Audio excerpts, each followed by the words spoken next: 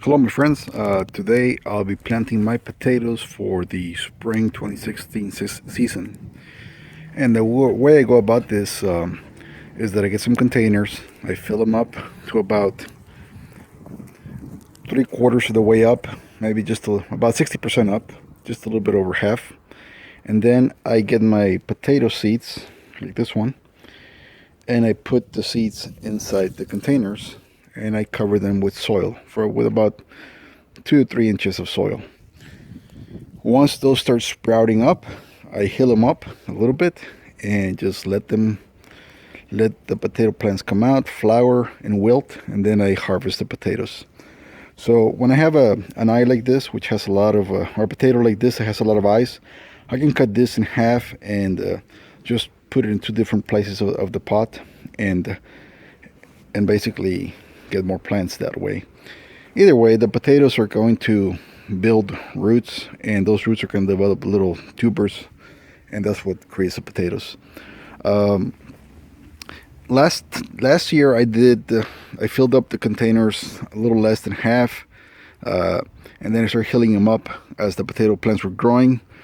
I really think it's probably best to fill the container more than half. I'm going to try that this year, and then just let the potato grow its roots down and build the potatoes on the bottom, instead of just healing up the plant. I don't think healing up the plant gives that much better results. The plant ultimately is looking for the sunlight, and it's gonna look for the sun. If you keep covering with dirt, well, it just keeps trying to get more sun. So what I want this potato to do is basically to cover it up in dirt, and as soon as the plant starts coming up and it reaches up to here, I'll just when the plant basically becomes from here to here, this height, I'll just come in and put more dirt here. Or when the plant becomes about this big, I'll just fill up this with dirt, and then let it be. That way it's got all this distance here from the container to build roots and put on potatoes.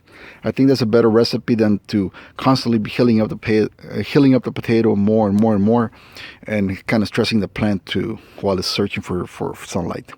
That's what I did last year. I did get some real good potatoes, but this year I think I'm going to try it differently. I'm just going to let the potato do its thing, and I'm just going to hill it up very little bit. Only add 3 more inches of dirt at the end of the day. So anyway, I'm going to cover these potatoes, and I'll come back and show you the cover result. I'm using basically soil from my raised beds, and this soil is real rich. It's been here for about 8 years now. This soil here, it's a compost mix that I've been working on for about a year. It's really rich. It's got a lot of eggshells and banana peels and coffee grounds, and it's already cold. It's not hot anymore. So potatoes are real real demanding when it comes to nutrients, and this mix here is very rich. So I'm going to use a couple of shovels full of this, and mix it with this soil here that's also pretty rich.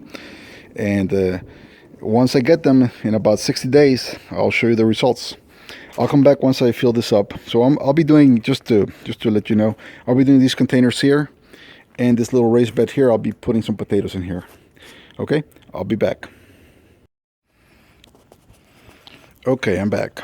And so is Daisy and Gary. Look at them. Anyway, as you can see, I filled up the pots, and now the potatoes are in there. I even transplanted a little peach tree that was growing in my raised bed. So this is what I basically did. You can see here's a potato. It had 2 eyes, so I cut it and made 2 of it. Then I put it there with the eyes facing up, and I covered it with dirt. Some people say that when you cut the potato like this, you need to give it a day for it to sear, so that it doesn't get any infections from the soil or bacteria coming in there, some fungus. There's a point to that. I've never done it, and I haven't had any problems yet, so I'm not going to wait a couple more days for the potato to sear. But that's just something to keep in mind. Otherwise, you can just take your little potato like this without cutting it and just put it directly in the soil, and there's no wait period. But anyway, that's what I'm going to do right now. Now, next thing I'm going to do is, I'm sorry about the shakiness, I'm going to dig out this bed, make a couple of trenches right there, and then another one right there. and I'm going to plant these yellow potatoes there. These potatoes, I'll put them there. And then probably this big pot here, I'll probably put some potatoes in there, but I don't know, maybe. I'll show you when I'm done. I'll show you when I'm done with the potatoes here, digging the trenches, and I put the potatoes in there for you to see. I'll be back in a minute. Okay, well, back with the planting of potatoes, this time in a planter, a box. And I went ahead and dug out some of the leaves here. Took out the leaf cover that I had on it. And I dug 2 trenches and put potatoes in there. Here's another one. I'm putting about 12 potatoes in these trenches, and then I'm going to cover them. All this is nothing but rich compost. It's cold already, so I don't have to worry about heating up and cooking the potatoes, literally cooking the potatoes. It is compost that is already in the process of being rich in life. Look at the roly-poly right there. There's a lot of little animals here digging through it, eating away. There's another one right there. So all these hopefully will give the potatoes a lot of nutrition. There's some eggshells.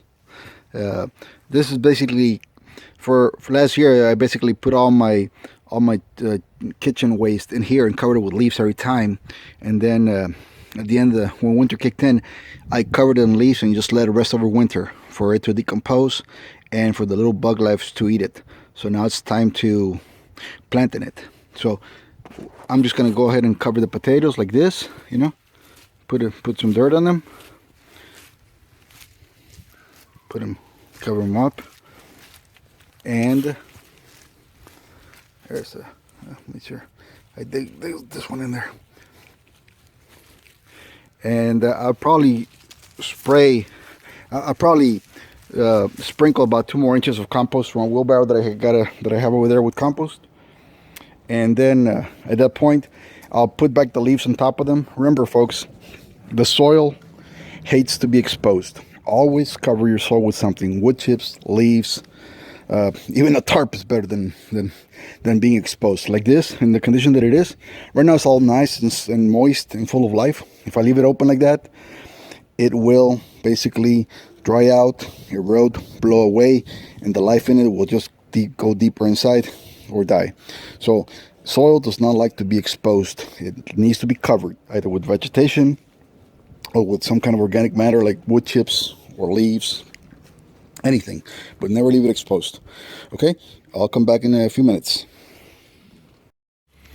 Okay, well, back to the final part of planting the potatoes. As you can see, that bed has already been planted, covered in dirt, and then on top of that I put a layer of leaves to keep the soil moist.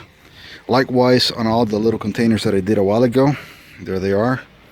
They've all been planted. I have this tub from Costco. It has drainage holes, and I also use that to plant potatoes. I've never done a tub like that, but let's see how it works. And that's all there is to planting potatoes. The next thing to do is just give them a good watering. Potatoes are real sensitive to the heat, so don't let your plants get overheated without water, because especially when they're in containers, that'll stunt the growth of potatoes very easily. So you gotta keep a balance, keep them moist but not saturated, and be sure they don't get dry either. Just a little watering. You can if you stick your finger in the planter and the first inch of it is dry, the potato probably needs water. You can also tell if it needs water by the way the plant looks, but always put your finger in there, and if it's dry, it probably needs water.